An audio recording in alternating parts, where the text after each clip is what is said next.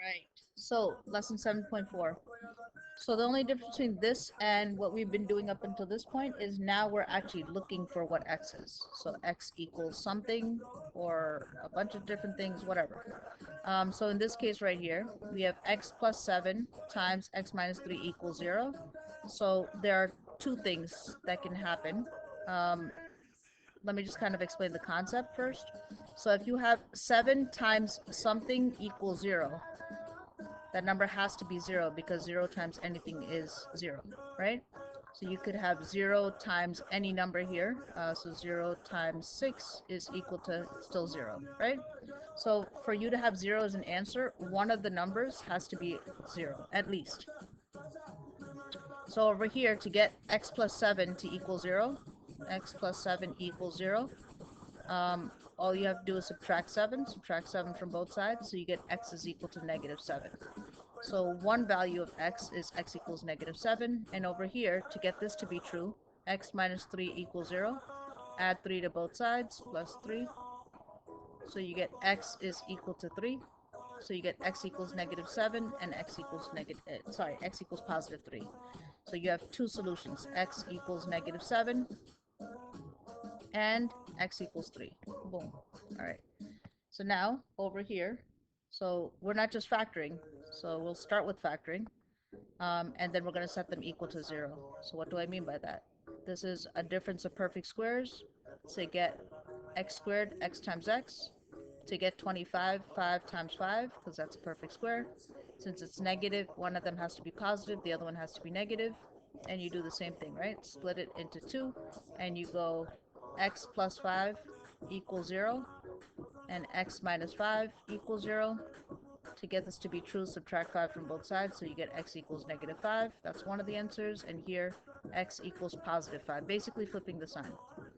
So your two answers are negative 5 and positive 5. You're done. Over here, I'm going to get progressively a little bit more complicated. What we want to do is we want to get this equal to 0. So we want to have like a 0 here. I want to keep that x squared positive. So I'm going to do minus 5x and minus 36. Whatever I do to the right, I do to the left. So minus 5x minus 36. So this cancels out, and I get equals 0, which is what I want. X squared, 5x, and 36 are all different terms. So you go x squared minus 5x minus 36, and this is where you use one of the methods. So this is AM method. So you're looking for two numbers that add to be negative 5 and multiply to be negative 36 because that first number is 1. So what two numbers multiply to be negative 36 and add to be negative 5? So 6 and 6 does not add or subtract to give you 5. So 12 times 3.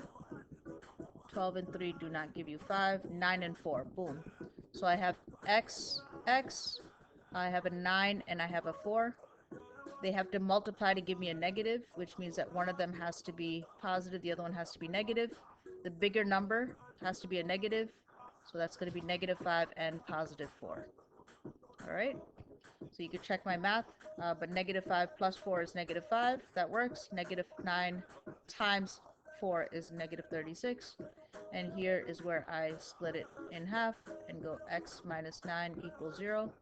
X plus 4 equals 0. So you get x equals 9 because we're going to flip the sign, and x equals negative 4 because, again, we're going to flip the sign. All right? Done. Last one. Is it? Yep, last one. Okay. So over here, same concept, right? We're going to get it equal to 0. So we're going to add 4x and minus 1, add 4x and minus 1. The reason why I didn't put that 1 with anything is because they're all different terms. I'm going to bring down that 4x squared. Oh, boom. This cancels out, and I'm left with 4x squared minus 1 equals 0. And here's where I factor and set them equal to 0. So I see that this is a perfect square. So 2x, 2x, because 2x times 2x gives you 4x squared. To get that 1, I put 1 and 1. 1 has to be a negative, 1 has to be a positive. And then I'm going to set them equal to 0. So 2x minus 1 equals 0. So I'm going to add 1. 2x equals 1. Divide both sides by 2. Sorry, the song's in my head. So x equals 1/2 is one of the answers. let me just continue my line. And over here, I have 2x plus 1 equals 0. Subtract 1, subtract 1. 2x equals negative 1. If I'm going too fast, definitely slow the video down.